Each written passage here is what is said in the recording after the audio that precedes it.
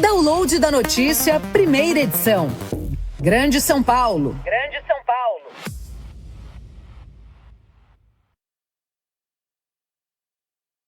Meio-dia em São Paulo para você, download da notícia, primeira edição, você que está aqui no portal aguardadanoticia.com.br, você que está sintonizado nas ondas do FM 82,3, aqui é o download da notícia, Gabriela Tricani com mais um convidado aqui ao vivo no estúdio. Pois é, agora tá chegando o final de semana pra gente dar um pouquinho de risada e aprender um pouquinho. Opa, sempre é bom. E eu fiz um convite, Fred, ele veio do Rio de Janeiro, direto para São Paulo, e aí a gente já fica muito honrado.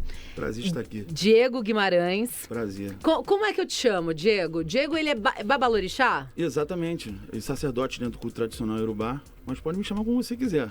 O Diego, para você que está nos acompanhando, para você que está assistindo a programação do nosso jornal matinal, ele possui um perfil muito divertido na rede social, no Instagram. O perfil do Diego faz um sincretismo, eu diria, com o humor e com a religião de matriz africana. E foi assim que eu conheci o Diego, viu, Fred? Foi dessa forma, viralizando. Viralizando. Os vídeos. Ele teve, aliás, recentemente um vídeo dele que estourou, que explodiu. Bateu milhões de views, hein? E então, Diego, mais uma vez, obrigada por ter vindo aqui até a Guardiã. Aqui com vocês. Conta um pouquinho da sua história. Quem que é o Diego? Vamos lá. Nasci, né, dentro do culto. Meus pais eram iniciados no culto aqui na diáspora, no Brasil, no Candomblé. E eu continuei essa trajetória, só que eu parei na Nigéria, né? Parei no culto tradicional iorubá, que é o culto como é feito em terra nativa, né? O iorubá, ele continuou cultuando orixá, cultuando a ancestralidade dele, e eu fui buscar lá direto, na terra nativa, o culto. E passei lá a estudar, a participar lá, né, da cultura iorubá, de uma forma geral, e agora já fui a minha segunda vez, fui em 2018, me iniciei para o culto de Ogum, né? Eu sou filho de um sacerdote de Ogum, meu pai era sacerdote de Ogum, eu cultuo Ogum desde que eu nasci, e eu fui para lá para um clã, né, de caçadores legítimos de Ogum, e me iniciei também, em 2018, e eu venho dessa trajetória, e agora, 2026, eu voltei lá no mês de março, né, fevereiro e março, e me iniciei em mais de 2 cultos lá, e eu fui para a internet. Comecei a brincar com os arquétipos, né, de orixá e tudo, que eu achei que, né, o que eu estava vendo de conteúdo, né, sobre culto, sobre a cultura iorubá, sobre orixá de uma forma geral, eu estava vendo que o conteúdo estava engessado, né? As pessoas estavam falando de orixá de uma forma muito... Careta? Não quadrada? Só careta, mas comercial. Você acredita que a religião tradicional iorubá, né, que o candomblé, que a umbanda, virou um comércio, principalmente na internet? Absolutamente, né? Eu acho o seguinte, né? O sacerdote, quando ele vive realmente para o culto, ele tem que ser remunerado, né? Mas ele tem que ser remunerado de uma forma justa para ele e justa para a pessoa que está pagando, né? Tem que ser um valor justo. O que está sendo feito hoje em dia é um comércio, né? Um comércio, na maioria das vezes, em cima do sofrimento das pessoas, em cima da carência, né? E são cobrados valores, né, exorbitantes por rituais que a gente sabe que não custam muito, né? E tem a questão espiritual, né? O sacerdote, ele tem um dever de ser ponte entre a pessoa e a espiritualidade da pessoa. Então ele não pode criar nada que impeça isso, né? E você cobrar um valor exorbitante é algo que impede as pessoas de chegarem na ancestralidade delas. Você acredita que muita gente não consegue ter acesso à religião porque a religião é uma religião cara? Com toda certeza. Não, e acontece o seguinte, as pessoas acabam migrando, né, para outras religiões justamente por não conseguirem tratar da sua ancestralidade, né? A gente fala muito hoje em dia, né, do proselitismo, né, do neopentecostal, que acaba conquistando, né, a maioria dos adeptos de matriz africana, mas é muito por essa questão, né, do culto, dos sacerdotes não darem oportunidade dos adeptos chegarem na sua ancestralidade, cuidarem da sua ancestralidade, né? Justamente por causa desses valores exorbitantes. Você acha que essa é a diferença, por exemplo, para um evangélico que atrai milhares de seguidores, ou até mesmo o catolicismo? Você vê aí esse Frei Gilson, as pessoas fazendo lá 4 horas da manhã, acompanhando lá os 40 dias. O culto, né, o nosso culto, tanto aqui na diáspora quanto tradicional, ele não é para buscar prosélitos, né? A gente não bate na porta de ninguém para buscar devoto, né? É uma questão mais de consciência, né, de cabeça, que a gente chama de ori. Porém, quando se trata, né, de um culto onde a pessoa necessita ter um valor aquisitivo alto para participar, claro que abre precedente para uma igreja, por exemplo, né, que tem um trabalho, geralmente tem um trabalho social, tem um trabalho ali de convívio, né, de angariar essas pessoas, até porque eles buscam devotos, né, a gente não busca. Então, além da gente não buscar devotos, a gente impede os devotos que estão de participarem do culto efetivamente, né? Agora, conta um pouquinho pra gente dos seus vídeos que você começou... Vamos colocar um pra gente assistir? Claro, a gente vai colocar um pra gente vai assistir. aparecer. Atenção, mulherada, babá Diego na voz. 90% do meu público que vem na minha mesa de jogo são mulheres, né? E volta e meia tem um caso de amarração. Não sou contra a amarração, já fui, hoje não. Eu já vi caso onde o amarrado, né, teve progresso na vida após a amarração. Foi melhor para a pessoa que foi amarrada a vida depois que foi feito o feitiço. Estava sem caminho, sem destino, então isso não é uma matemática exata. Porém, na maioria das vezes, se trata de falta de amor próprio, tá? Então você, mulherada, eu sempre indico, antes de procurar uma amarração, tomar um bom bori, cuidar da sua cabeça, tá? Procurar se ver de outra forma, cuidar do corpo, cuidar da mente, tá? Através de uma terapia, de uma abordagem terapêutica. Se cuidar do corpo, malhar, fazer um esporte, fazer uma dança, tá bom? Se olhar de outra forma, na maioria das vezes, passa não pelo outro, mas por vocês mesmos. Então atenção, mulherada, tá? Na minha mesa de jogo, a apologia é para vocês se cuidarem, para vocês cuidarem da cabeça, do corpo, para vocês investirem em vocês, tá? Eu não tenho compromisso em pegar o dinheiro de ninguém, né? E fazer amarração porque é da vontade da pessoa. Óbvio, existem casos, né, que cabe sim, que existe amor, existe uma relação e que a gente pode ajudar ali, pedir para a espiritualidade ajudar. Mas a maioria das vezes é falta de amor próprio, entendeu? E o babá, como ama muito vocês, vai indicar sempre o cuidado da cabeça e o investimento em vocês próprios, tá bom? Beijão, Ossogum. Amarração boa é surra de perereca. É uma forma de empoderar as mulheres, né? É uma forma de mostrar para a mulher que ela não precisa, né, de nenhum uso de magia ou né, religioso para conseguir um bom parceiro, né? É uma forma de empoderar a mulher, porque a maioria do meu público é feminino, né? E a maioria das pessoas que procuram amarração são mulheres. E geralmente chegam carentes, né? Chegam com questões psicológicas. Por isso que eu sempre falo que eu sempre primeiro indico as causas orgânicas, né? Um psicólogo, a medicina, um psiquiatra, caso for necessário. Depois a questão espiritual. É claro que existem exceções, que é o trabalho de amarração, que é a nomenclatura que se dá, é efetivo e é bom. Agora, na maioria das vezes, se trata realmente da pessoa se olhar numa nova perspectiva, entendeu? E eu nunca faço apologia para que a mulher faça amarração. Eu faço para que ela se cuide, vai malhar, como você malha, que eu estou te acompanhando nas redes sociais lá. Você se cuida, entendeu? Então, essa é a apologia que eu faço.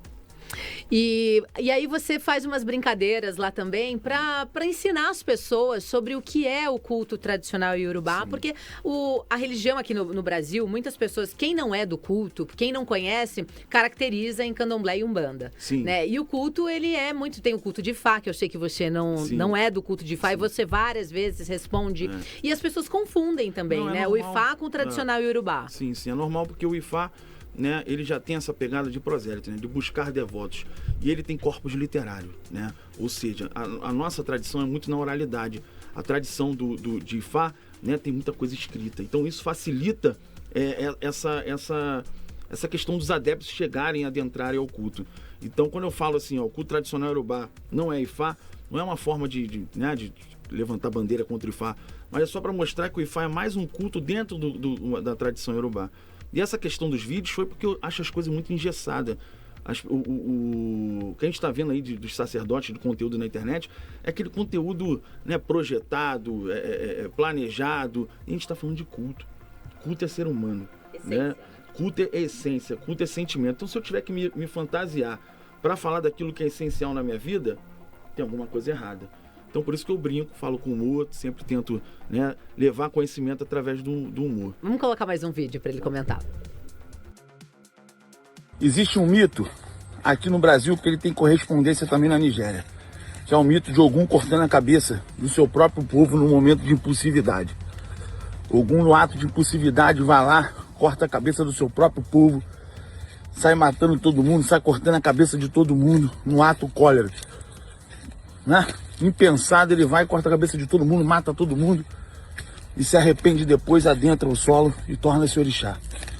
Aí as pessoas pegam esse mito e, ao invés de usá-lo, né, para extrair a mensagem que ele traz, não, eles potencializam o negativo que aquela mensagem traz. Como assim, babá? Vou explicar para vocês aqui. Vamos lá. Ogum é um orixá impulsivo, né? Orixá que também é guerreiro e impulsivo. Então, você que está cultuando Ogum aí, você que é de Ogum, se você só se prender a essa característica de Ogum, ele ser um orixá valente, guerreiro, impulsivo, você provavelmente vai trazer essa energia em demasia para a tua vida. Isso vai te trazer problema. Você vai ter uma série de problemas, uma série de brigas, seu caminho vai ser difícil, onde você for vai ter confusão e você vai jogar isso na culpa de Ogum. Na verdade, você que não está cultuando direito. Irmão, preste atenção, Ogum é polivalente. Ogum é exímio caçador, exímio holodé. Ogum é exímio ferreiro. Ogum é exímio artesão. Ogum tem polivalência. Ogum tem muitas facetas e muitas funções. Primeira coisa, Ogum deixou um recado claro, deixou uma demonstração clara aqui. Impulsividade, violência desmedida gera remorso, né, e gera tragédia. Ele cortou a cabeça do seu próprio povo, da sua própria gente. Por remorso e por vergonha, ele adentrou o chão. Ele tornou-se orixá por vergonha e remorso. Então, se você sabe que Ogum tem essa característica impulsiva e você, filho dele, acaba adquirindo esse axé, o que você tem que fazer? Acalmar esse lado. Você tem que apaziguar esse lado. Esse lado tem que ser usado, o lado do guerreiro, do valente, para as guerras frutíferas da tua vida. As guerras que vão te trazer um resultado de progresso para você, para sua família e para os seus. Ogum tem que ser cultuado e tem que ser extraído o axé dele da polivalência, que é um orixá polivalente, que te dá muitas possibilidades, entendeu? Pega essa visão aí, vou morrer, tô cansado. Ogum orixá polivalente, orixá grande holodé, grande caçador, orixá de muitas funções. A Gabi já é Ó, atleta. o Babá, ali nesses 2 vídeos foram os vídeos mais sérios. Que a gente separou uns vídeos você contando um pouquinho. Sim. Esse conhecimento todo, né? Porque o que eu sinto, né? Eu acompanho a religião tradicional iorubá, frequento o culto de Ifá, mas existem muitos segredos, seguram muito o conhecimento, então você precisa estar sempre ali dentro para poder conseguir ter um verso, ter acesso, né, às medicinas. E eu vejo que você não, principalmente no seu conteúdo diário da sua rede social que está explodindo, né? A gente vê aí, é notório. Você não tem, sem medo, sem papa na língua. Você vai contando, vai falando, você mostra, inclusive, a sua estadia na Nigéria foi toda filmada ali, acho que dentro das possibilidades, né? Existem os segredos de culto, né? Que a gente não pode subverter a tradição, né? Só que tem muita coisa ali, tem muita ação humana, que não é da parte da tradição. É uma forma, né, de segregar, né, de reter conhecimento. A gente sabe que isso aí é uma prática que né, é comum, infelizmente, dentro do culto. E eu vim para ser um Mr. M.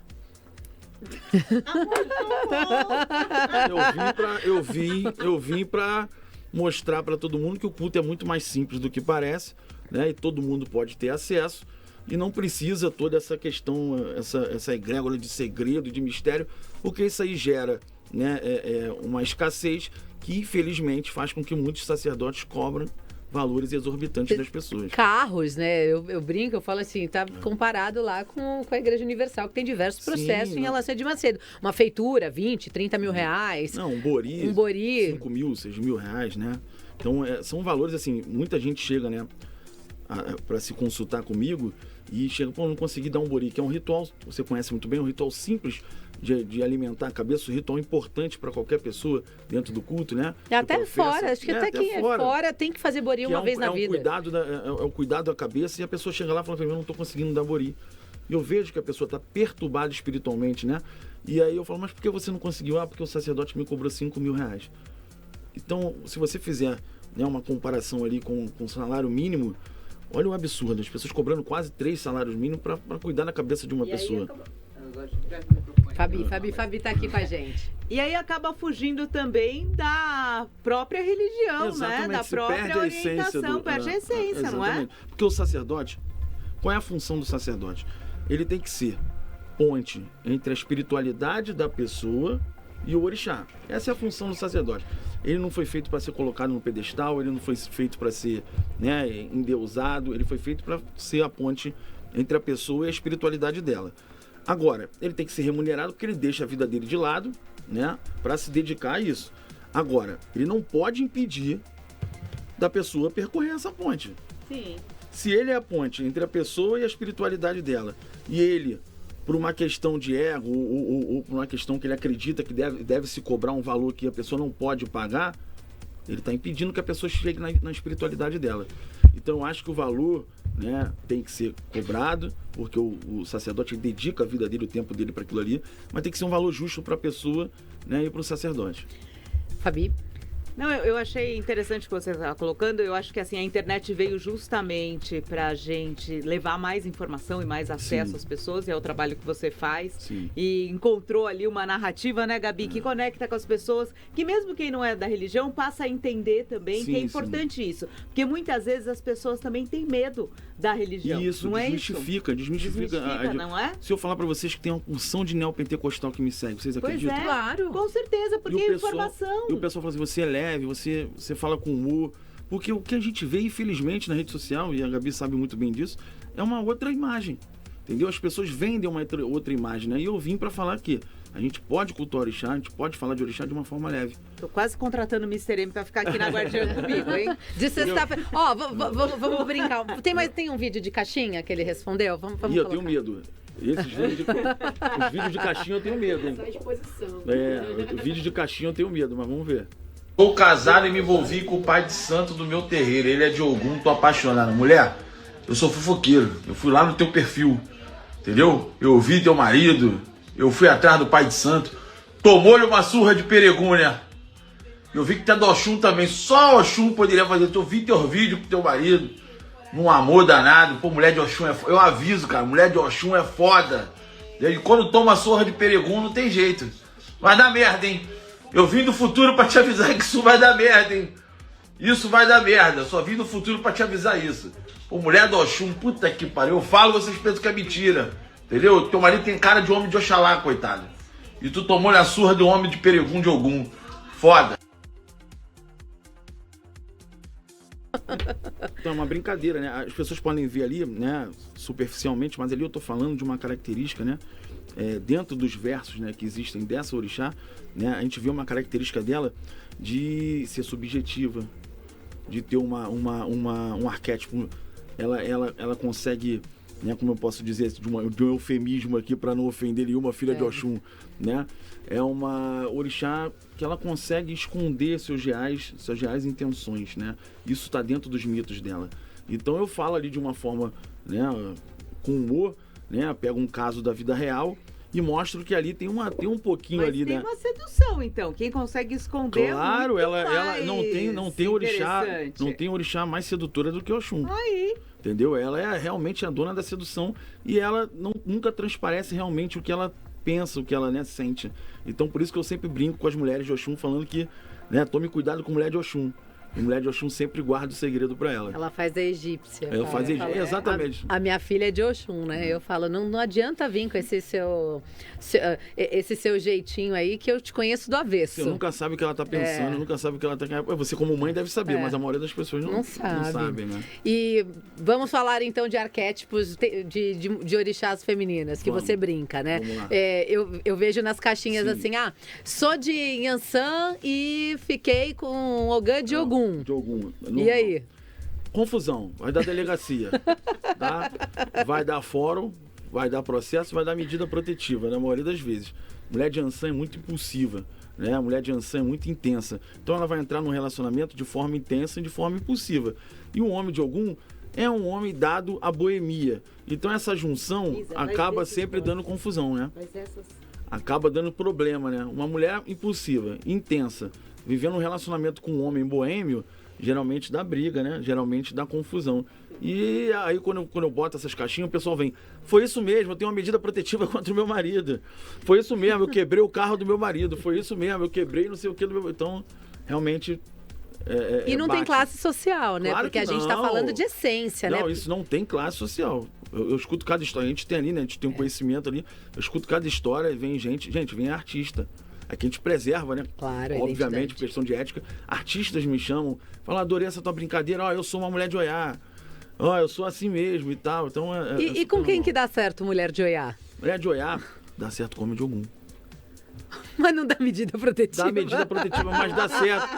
Agora, dá certo também com homem de Oxalá. Por quê? É uma junção maravilhosa. Ela manda e ele obedece. Ah, mas não. Muito chato. Ah, é muito chato isso. Aí no final, ao longo do relacionamento, perde-se a admiração. O de Ogum tem emoção. Porque ele busca... A mulher de Oiá busca o homem de Ogum no pagode, quebra tudo. A homem de Ogum fica com o ciúme dela também, faz baixaria. E Ficava, você acha que uma mulher dessa aguenta um homem que é pau mandado? Elas geralmente ficam porque elas estão cansadas de confusão, né? Mas ao longo, né? Ao longo prazo isso não se mantém porque a admiração acaba, né? O homem de Ogum que traz emoção para elas. Porque elas vivem naquele pé de guerra, né? Aquela questão que a gente fala muito, né? Aí na internet, fé nas malucas. A mulher de Oiá é fé nas malucas. É fé nas malucas. Entendeu? Você vai ver aqui, eu sou o quê? Você... assim, uma leitura, assim, coisa, você tá me trazendo um ar de Oxum. Você tá enigmática demais, né?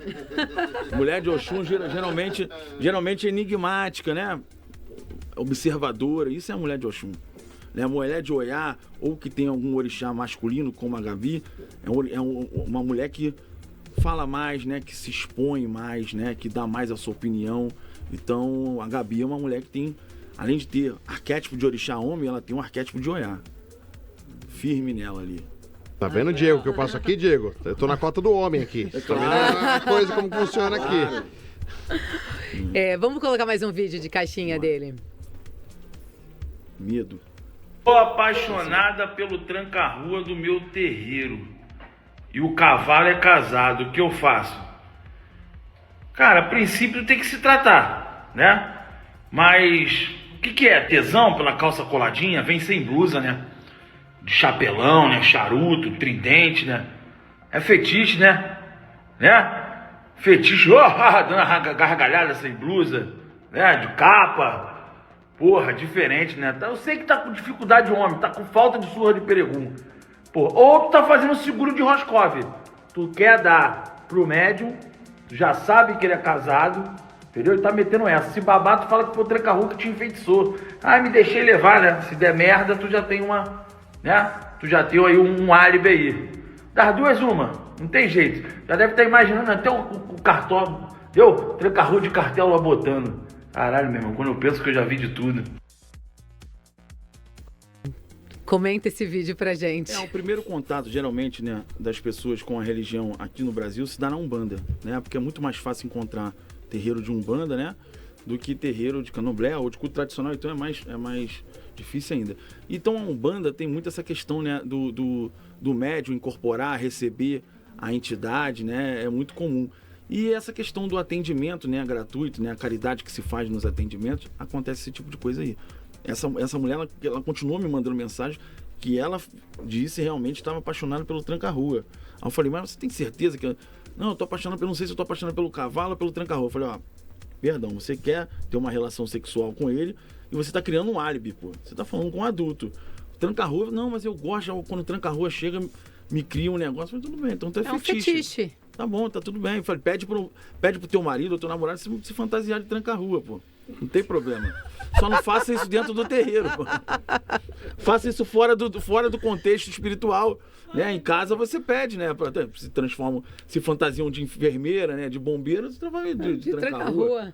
E aí, Diego, com esse humor, né? Com essas respostas, você vai ensinando as pessoas, vai falando sobre a religião e vai pulverizando esse conhecimento. Eu tenho uma visão assim muito social, né? Do culto, né? O culto é coletividade e eu tento você me acompanha lá, um prazer enorme que você me acompanha, e eu tento desmistificar essas questões do culto e trazer a pessoa mais próxima de um conhecimento real.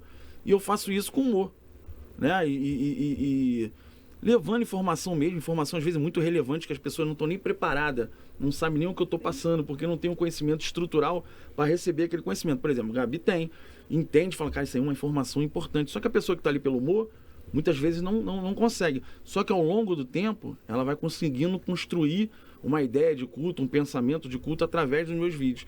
Então, com o humor, a gente vem fazendo um trabalho diferente. A gente está sendo muito atacado. Ah, imagino. Né? Existe os outros sacerdotes, né? A maioria dos outros sacerdotes não gostam da nossa forma, mas eu não vim aqui para agradar ninguém. Né? Eu sou um homem de Ogum, não estou nem aí para ninguém, né? Vou continuar fazendo o meu trabalho. E eu acredito muito na forma que eu me comunico com o orixá, com as pessoas, e a gente vai continuando falando de humor. Eu acho que vale a pena a gente comentar, Fabi, ele publicou um vídeo à época que acho que foi o que viralizou, que foi do MC, né? Como era o nome dele? MC Pose, do Rio de Janeiro. Pose, Conta um pouquinho essa história. Ele é um funkeiro, né? Ele é bastante famoso e tudo. Ele tinha acabado de ser preso numa operação que também prendeu um MC aqui de São Paulo, famoso. E ele tinha um relacionamento, né? Ali... E falaram pra mim, né? Não sabia nem quem era a mulher, não conhecia a mulher dele, não seguia ele, não seguia a mulher dele, só sabia quem ele era. E me falaram que a mulher dele era de culto, né? Eu acho que era do Candomblé e tudo. E eu não sabia quem era. E eu falei, Pose, isso tá acontecendo contigo porque você largou a mulher, entendeu? E você foi mexer com mulher macumbeira, que é uma das séries que eu tenho, né? Não mexa com mulher macumbeira, né? Não machuque mulher macumbeira. E aí esse vídeo viralizou, que eu brinquei e as pessoas começaram. Inclusive foi feito um vídeo da família da mulher, me criticando, né? Só que eu perguntei, qual mulher? Porque ele tem tantas mulheres, ele é MC, ele pode ter mais de uma macumbeira. Então, foi realmente um vídeo brincando para falar da mulher macumbeira, nessa questão da mulher macumbeira, falar que ela é perigosa, falar que ela faz feitiço, que é uma brincadeira, e eu usei o MC e viralizou. Bateu 2 milhões. E é um estigma que também tem, né? Quando fala mulher macumbeira, já assusta. E é perigosa mesmo. Ele olhou pra você, Gabriele. Mulher perigosa. Mulher macumbeira é mulher perigosa. Vai botar seu nome em algum lugar, vai botar seu nome em alguma entidade. Então, você que não está preparado para mexer com mulher macumbeira, evite. Eu falo para elas, eu brinco aqui, eu falo, tá enchendo muito meu saco, vou escrever o nome e colocar no sapato. Entendeu? Uma coisa boa. Isso é a coisa mais leve. É que ela não vai contar para vocês aqui no ar o que ela pode fazer. A capacidade dela. Entendeu? Mas é divertido, mas, gente, tem para todos os gostos, eu falo.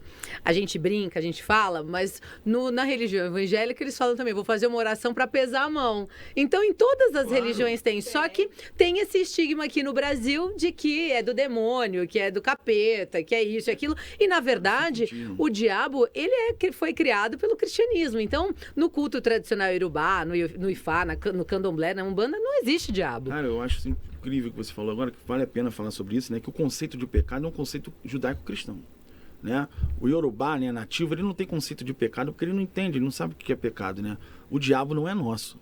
Com todo respeito, o diabo não é nosso. Não é figura da nossa cosmogonia, não é figura do nosso culto, né? O diabo é cristão, é uma figura cristã, né? Dentro da cosmogonia cristã. Então, o culto no Brasil, né, com a tragédia da escravidão, ele teve que ter influência católica, né? E por causa dessa influência católica, se demonizou alguns orixás como Exu. E a pombagira, né? E a pombagira. Mas por que se demoniza a pombagira? A pombagira é o empoderamento feminino.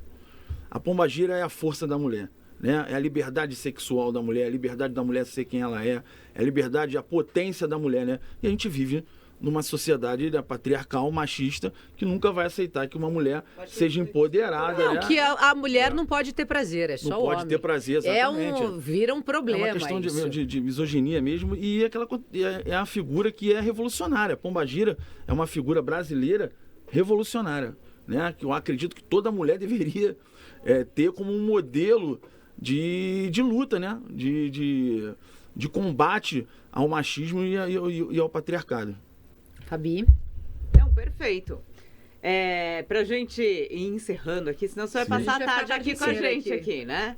Pra quem tá nos acompanhando e vai te seguir... Sim. Quer começar a entender melhor e usar, porque eu acho que é importante quando a gente se reconhece, sim, é usar, o que eu posso usar isso no meu dia a dia para me fortalecer, porque você falou tanto da importância da mulher se fortalecer, sim, desde o primeiro vídeo, que a partir desse autoconhecimento, quando ela realmente se empodera, ela consegue ter relações muito mais saudáveis, sim, certo? Sim, Então, o que é importante nesse reconhecimento? A gente acredita em seres divinizados, né? A gente acredita em espíritos e seres divinizados. E a gente acredita que esses espíritos podem voltar o seu olhar, né, para nós, sobre nós, e nos ajudar aqui na nossa trajetória terrena. Então, a pessoa que for me seguir, ela vai ter a visão que eu tenho de orixá, né? Eu creio que o orixá é um alicerce na minha vida e uma forma que eu tenho de amparo, né, nesse mundo material aqui. Então, a pessoa que vai me seguir, ela vai entender que eu falo de humor, falo com brincadeira, brinco muito, falo muita besteira, mas eu falo ali da essência do orixá, né, falo da essência do culto, né, e de como o culto pode transformar e ser um alicerce nas nossas vidas. E você fala do culto de Ebé-Orum também, que está começando a ser falado aqui no Brasil. Agora eu falo que a internet é assim, Fabi, eles vão Ifá. Aí agora eles mudaram, agora é Yamin, que não pode ser falado. Né? Não pode ser falado. Não pode ser e falado. a outra força feminina, né? É o poder regulador da existência na nossa cosmogonia. Se a gente fosse falar de uma visão humana de Deus, não seria Deus, seria deusa, né? Então, Yamin é isso. Ebé-Orum já é fascinante, né? Ebé-Orum, eu acredito que 90% das pessoas, independente da religião delas, tem questões com Ebé-Orum, né? E respeitando todas as crenças. Ebé-Orum é um culto que ainda está caminhando, né, engateando no Brasil, e muita gente fala de Ebé-Orum, só que com muito misticismo, né? Trazendo realmente ali para Ebé-Orum um mistério que muitas vezes é uma questão e uma ferramenta comercial. E mais uma vez eu venho para ser o Mr. M, falar de Ebé-Orum de uma forma mais simples, né? Mais ampla e de uma forma que todo mundo entenda. Eu li até um livro sobre Ebé-Orum que chama A Sociedade Secreta dos Amigos do Céu. Sim. Né? Esse é um livro que dá para você ter... Sim. É bem uma simples, visão. é um livro fácil de ler para você poder entender. Porque às vezes não dá certo as coisas na sua vida, às vezes você começa a ter um monte de problema, e aí quando você você tem acesso a esse tipo de informação, aí você passa a entender. Ó, os resultados mais fascinantes que eu tenho dentro dos atendimentos que eu faço e as coisas mais surpreendentes que eu tenho visto se tratam de Ebé-Orum. São pessoas que nunca tiveram contato com a religião, que chegaram no meu oráculo, né, por algum motivo, e quando eles descobrem Ebé-Orum é como se tivesse um chá revelação. A vida, às vezes 50, 60 anos de idade, pessoas de 60 anos de idade que nunca tiveram uma resposta verdadeira na vida, ao se depararem com Ebé-Orum, eles passam a ter um entendimento de tudo aquilo que vinha acontecendo com eles ao longo das décadas, né? Então, é um culto que geralmente comove muito, porque a pessoa que tem uma questão com Ebé-Orum, ela, quando descobre Ebé-Orum, ela passa a ter um norte na vida, passa a ter uma resposta que ela nunca teve. Então, Ebé-Orum é o culto, para mim, hoje, né, na minha vida, mais fascinante. A gente está encaminhando para o fim. Fred, você tem alguma pergunta para o Diego? Eu gostaria pro Diego perguntar, porque ainda, voltando à questão do preconceito, porque como fazer para quebrar esse preconceito? É com informação, proporcionamento de pessoas da religião, como que você acha que consegue reverter isso? Claro que hoje melhorou muito do que era antes, sim, mas existe muito essa forma preconceituosa de se observar algumas religiões com matizes africanas. Como que você observa isso? E se você acredita que a sua forma está atingindo o objetivo também de trazer essa informação e esclarecer algo que vai muito mais pelo preconceito, muito mais, até antes da pessoa saber alguma coisa, já tem esse pré-conceito. A gente não pode deixar de citar o racismo estrutural, né? O preconceito contra as religiões de matriz africana nasce do racismo, né? Do racismo estrutural que permeia a nossa sociedade e a história do nosso país, que isso não é uma coisa que a gente não pode fechar os olhos. Então, o preconceito, né, e a intolerância religiosa contra as religiões de matriz africana nasce do racismo, né? É um culto do negro, que o branco está nele, né? E aí toda essa questão né, dessa ojeriza que se cria, porque vem do negro e vem da ancestralidade do negro. Agora, a forma que a gente tem de combater isso, né, é sempre a informação com o advento da rede social e a gente tentando quebrar os estigmas, que é o que eu acredito que eu faço, né? Alguém que aparece, né, de forma, através do humor, quebrando estigmas e falando do culto, né, de uma maneira bem simples e mostrando ali meu dia a dia, né? Eu não tenho um perfil religioso, eu tenho o meu perfil. Então eu mostro a minha família, mostro o meu dia a dia e falo de orixá, né? Eu acredito que isso aí traz para a pessoa que está vendo ali, que não tem contato com a religião, uma pessoa comum. Ali, ele tem filhos, ele vive, ele faz vídeo no carro, ele faz vídeo cantando, ele malha, ele tudo e professa fé em orixá, né? Eu não vivo dentro de um templo, num caldeirão, balançando o caldeirão e botando o nome dos outros. Então eu acho que isso é uma forma de, né, desmistificar e trazer mais luz para essa situação. Fabi? Então, por mim, perfeito. Assim, eu acho que é importante essa informação, principalmente para a gente poder entender melhor. Sim. E eu acho que o principal também é o respeito, né? Cada um respeitar ali as escolhas das pessoas. E que muitas vezes a gente vê a intolerância tão grande no Brasil, em todos os sentidos, né? Tem intolerância com relação à mulher, tem intolerância política, com relação à política e tem intolerância religiosa. Então, cada vez mais a informação ela vem justamente para a gente quebrar isso. Obrigado. Fica aqui o espaço aberto para você vir falar pra gente sempre que você Agradeço. quiser, vir contar um pouquinho, vir participar. Adorei o clima. Ah, que bom. Hoje tá bom. É que hoje eu tô aqui. É que hoje eu tô aqui. Hoje eu tô... Agradecer a todos vocês. O clima é sempre bom. Aqui. Exatamente. Ela só contribuiu para manter o clima. Ela só trouxe um brilho. Agradecer a Gabi que me trouxe aqui, a toda a equipe que está aqui. Obrigado, tá? Pelo espaço, obrigado pela oportunidade de estar aqui falando com vocês.